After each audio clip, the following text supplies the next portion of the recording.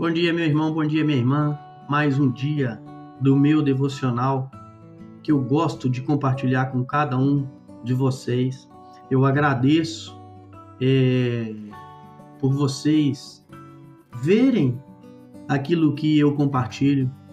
Muitas das vezes até vocês conseguem compartilhar com outras pessoas, porque sabemos que a palavra de Deus, ela não é remédio só para uma pessoa, ela é remédio para a humanidade, não é verdade? Então, quando nós expandimos aquilo que falamos e que entendemos que vem da parte de Deus, é muito importante nós libertarmos essa palavra. E a cada um de vocês, muito obrigado. Toda a honra e toda a glória seja dada a Deus e a mais ninguém. Eu não sou youtuber, eu não gosto de pedir like, não é esse o objetivo no vídeo. O objetivo é simplesmente compartilhar aquilo que eu gosto de fazer, que é um compromisso que eu gosto de ter. E quando peço para vocês compartilharem um vídeo, não é para ter engajamento. Meu objetivo não é esse e nunca vai ser. Amém? É simplesmente para que outras pessoas possam, talvez se identificar ou serem tocadas com aquilo que é falado no nosso devocional. Amém? Eu hoje quero passear no livro de Salmos, capítulo 34. E nesse capítulo 34 eu quero ir até o versículo 20. E diz assim a palavra do Senhor: muitos são as aflições dos justos, mas o Senhor te livrará de todas elas.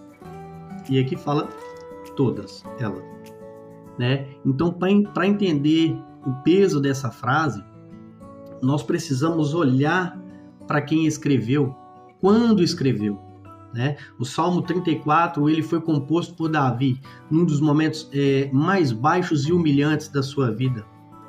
Ele estava fugindo de Saul, que o queria matar. E ele desesperadamente, né, tentou refugiar em Gate, né, uma cidade vizinha, um território inimigo. Só que tem um problema. Quando ele foi reconhecido e viu que ia ser morto, Davi teve de fingir ser louco, meu irmão. Você já teve que fingir ser louco? Eu não. Ainda não passei por isso. Mas Davi teve que fazer.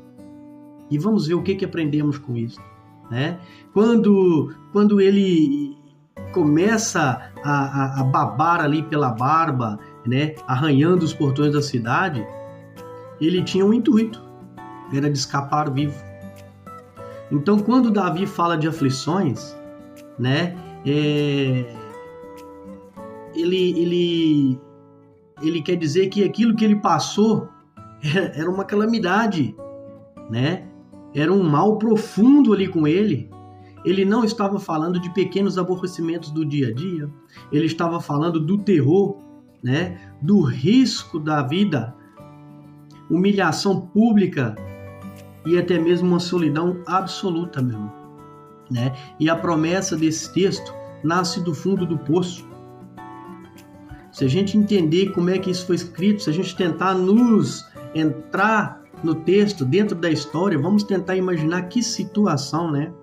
Então existe uma falsa teologia que diz que se você fizer tudo certo, se você for justo, a sua vida ela vai ser blindada contra o sofrimento. E esse versículo ele destrói completamente essa ideia. A palavra muitas já choca porque está diretamente ligada à palavra justo, né? Muitas serão as aflições do justo, né? Então a justiça de Deus não é um escudo contra a tragédia, a doença, a traição ou o luto. A presença de Deus na sua e na minha vida não vai anular a realidade desse mundo caído, meu irmão. Jesus fez eco exatamente a esse salmo quando disse: no mundo tereis aflições, mas tem de bom ânimo, eu venci o mundo. Jesus fez essa comparação em João capítulo 16, se não é engano meu, no versículo 33. né? Então, se o justo, como é que eu posso tentar ser específico? Se o justo sofre muitas aflições, como é que eu posso entender a segunda parte? Se o Senhor nos vai livrar delas. E aqui é que a nossa compreensão precisa de amadurecer, né? Se o Senhor me vai livrar das aflições, o porquê que eu vou sentir as aflições? Não faz sentido. Por que Ele não me livra antes de eu passar por isso? Porque o livramento de Deus raramente obedece à nossa agenda ou ao nosso roteiro. O mais importante ainda, o livramento definitivo não pode acontecer deste lado da eternidade. Livrar de todas elas aponta para a redenção final de Deus. Porque Deus pode curar aqui.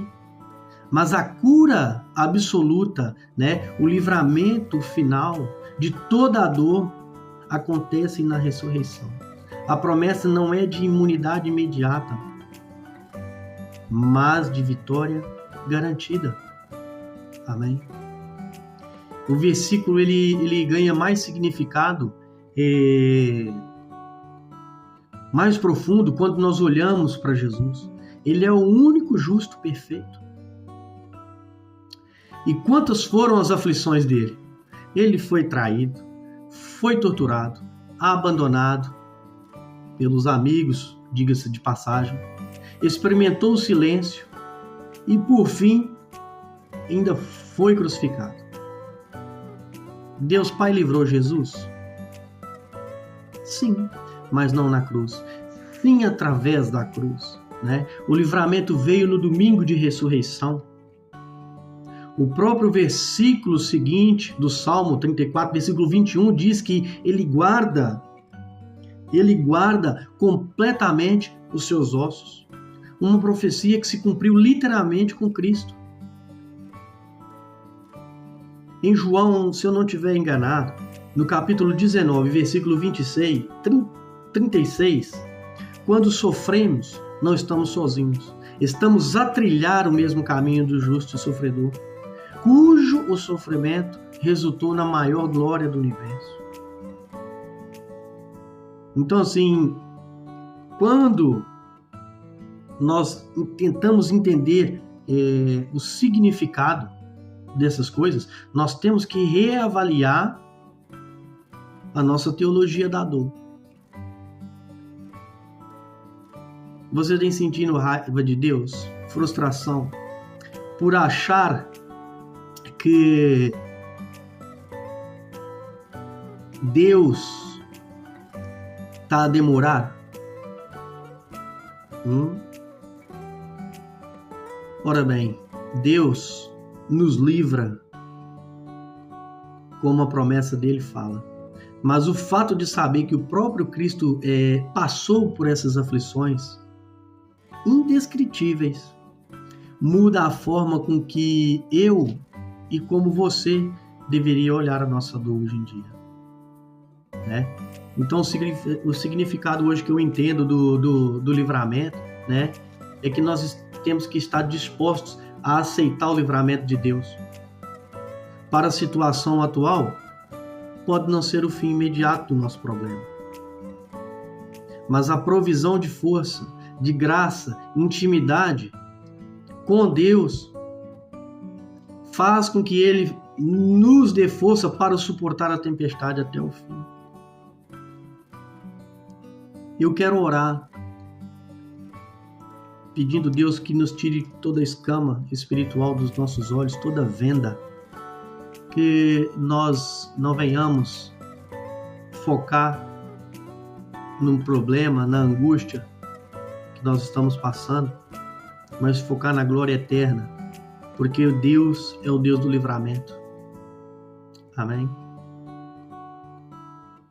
Ó Deus, Pai querido e Pai amado, perdoa-me quando eu exijo uma vida fácil em troca da minha fé, Senhor. Perdoa-me, Deus. A Tua palavra confronta as minhas ilusões e mostra, Senhor, que os justos sofrem muito nesse mundo quebrado. Hoje eu trago a Ti, Senhor, o meu cansaço, a minha confusão e a minha dor, Senhor. Não há como alguém exigir respostas. Oh Deus, eu não estou na condição de pedir respostas do Senhor. Ensina-me o Teu livramento. Ensina-me que o Teu livramento, ele é maior do que qualquer dor que eu possa sentir, Senhor. Ensina-me, Senhor, a suportar a minha sexta-feira de cruz, confiando no meu domingo de ressurreição, Senhor. Porque a palavra final é Tua e não a minha. Sustenta-me em Cristo, porque Ele é verdadeiro e justo, em nome de Jesus Cristo. Pai querido, muito obrigado, porque desde que eu cheguei aqui, o Senhor tem me ajudado, tem colaborado comigo, tem me sustentado. E que o Senhor possa ajudar, colaborar, sustentar todas as pessoas que buscam em Ti, Senhor, que esperam do Teu favor. Em nome de Jesus. Que Deus abençoe cada um de vocês. Que vocês consigam permanecer firmes. E não vamos nos distrair. Vamos continuar focados em Deus. Porque só Ele é a nossa solução. Que Deus abençoe cada um de vocês. Que Deus traga paz, saúde. E como eu falei no começo do vídeo, se você puder compartilhar, é um bem que nós fazemos para nós próprios. Porque Jesus está às portas. Ele há de voltar. Mas até lá nós temos que confiar que Ele nos livra. Em nome de Jesus. Que Deus abençoe cada um de vocês.